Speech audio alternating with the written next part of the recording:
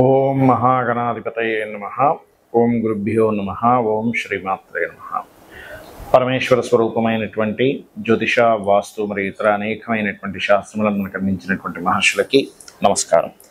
హయగ్రీవ హయగ్రీవ హయగ్రీవేతి యో ఉదయత్తస్స నిసరతే వాణి జనుకన్యా ప్రవాహవత్. శ్రీమాత్రే నమః.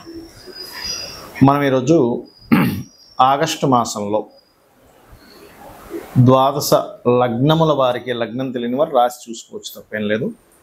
వారికి ఏ విధంగా ఉండబోతుంది మరియు ఎటువంటి జాగ్రత్తలు తీసుకోవాలి, అదేవిధంగా అసలు గ్రహస్థితి ఏ విధంగా ఉంది అని చెప్పి చూసుకున్నట్లయితే మనకి చంద్రుడు 12 రాసులు తిరుగుతాడు ఈ నెల మొత్తం కూడా చూసుకున్నట్లయితే. అయితే ఇక్కడ మేజర్ ప్లానెట్స్ అయినటువంటి శని మీనంలో వక్రించి ఉండడము, కుంభంలో రాహు ఉండడము, సింహరాశిలో కేతు నుంచి విడిపోయిన కుజుడు కన్యారాశిలో సంచరిస్తాడు ఈ నెల మొత్తము కూడా.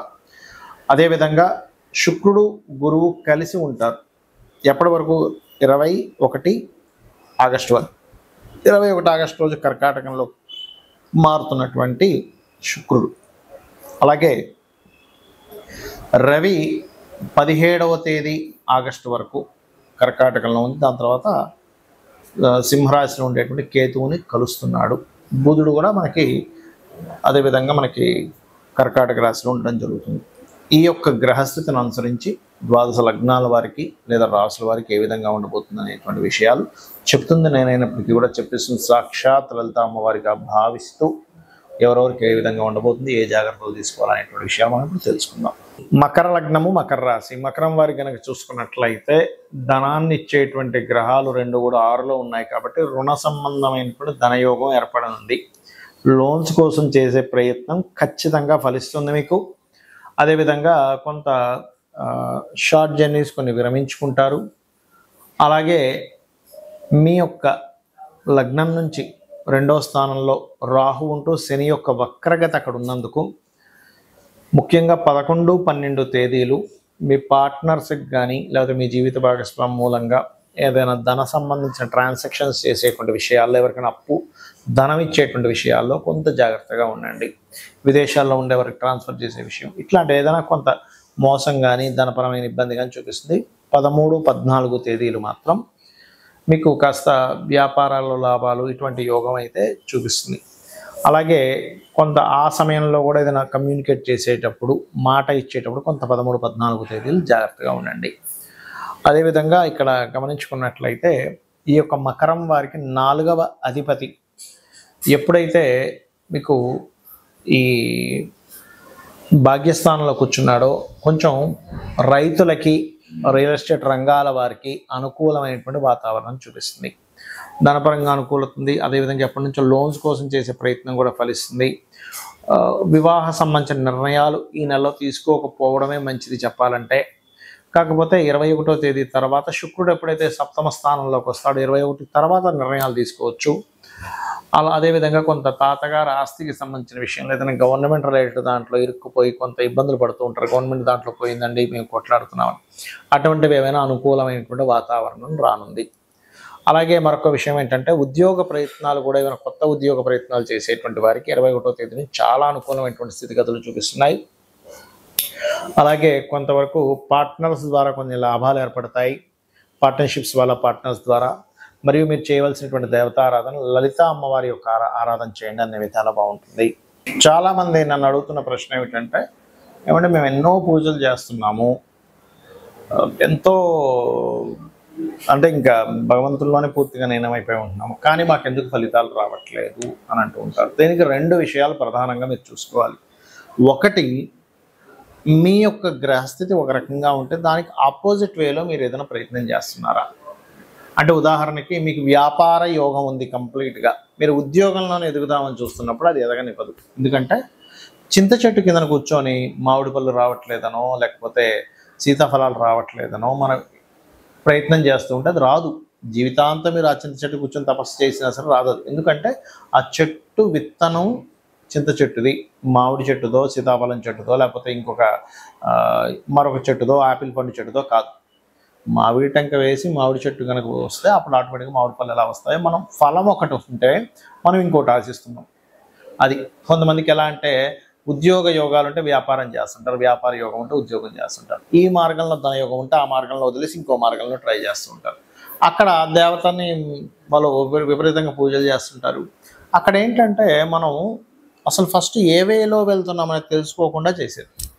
మరికొంతమందికి ఏమండి మాకు చాలా బాగుండేది కానీ సడన్ డౌన్ఫాల్ అయింది అంటూ ఉంటారు. అప్పుడు గోచారంలో ఏమైనా గ్రహాలు మనకి అనుకూలమైనటువంటి రాకుండా ప్రతికూలమైనవి వస్తూ ఉంటాయి, అదొకటి. ఇక ఏమంటే అన్నీ కరెక్ట్గా నేను చూసుకున్నాను కానీ నాకు ఎన్ని పూజలు చేస్తున్నా అంతంత మాత్రంగానే ఇబ్బంది పడుతున్నాను అన్నప్పుడు దానికి ముఖ్యమైన కారణం ఏమిటంటే పెండింగ్ కర్మాస్ కొన్ని ఉంటాయి, కార్మిక్ బ్లాక్స్ కొన్ని ఉంటాయి.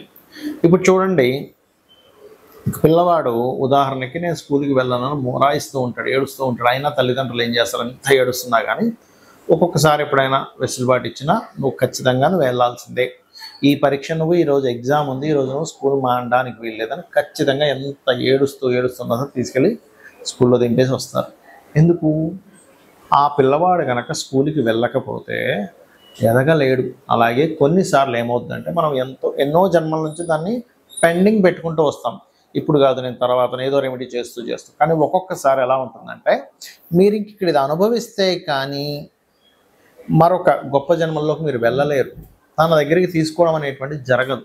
చాలామంది చూడండి, ఏమన్నా నేను చాలా గొప్పగా పూజ చేస్తూ ఉంటాను, అసలు రోజు ఖడ్గమాల చేస్తాను, లలిత చేసుకుంటాను, విష్ణు సహస్రనామాలు చేసుకుంటాను, అసలు ధర్మబద్ధంగా ఉంటానండి, నేను అందరికీ అన్నదానాలు చేస్తున్నాను, రూపాయి కూడా ఎప్పుడు ఎవరిది ఆశించలేదు, అయినా సరే నేను ఎందుకు ఎదగలేకపోతున్నాను బాధపడుతుంటాను. ఇక్కడ ఒకటే గుర్తుపెట్టుకోండి, ఒక్కొక్కసారి మీకు అది మీ ఆఖరి జన్మ కూడా అవుతుంది. గుర్తుపెట్టుకోండి, మీ ఆఖరి జన్మ అంటే ఇంకా ఎటువంటి కర్మలు మిగలకూడదు అనేటువంటిది అమ్మవారు తనలో నిర్ణయం చేసుకోవాలనేటువంటి ఒక కాన్సెప్ట్లో ఉంటుంది.